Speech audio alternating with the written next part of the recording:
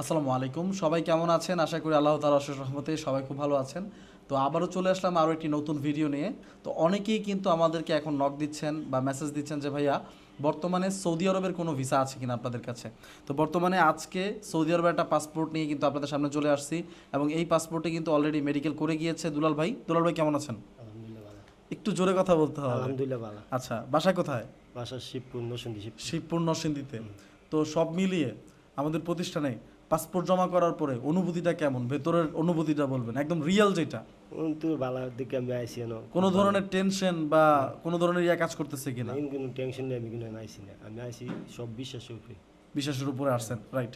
কিন্তু আমরা তো প্রতিনিয়ত দেখি সৌদি আরবে যারা যাচ্ছে তাদের মধ্যে বেশিরভাগ মানুষই ওইখানে যাওয়ার পরে বিপদে আছে, ঠিক না? তো এই জায়গা থেকে এই খবরগুলো যখন পান, এই নিউজগুলো যখন আপনার কাছে আসে, তখন টেনশন হয় না যে আমি যাওয়ার পরে কোনো ধরনের বিপদে পড়বো?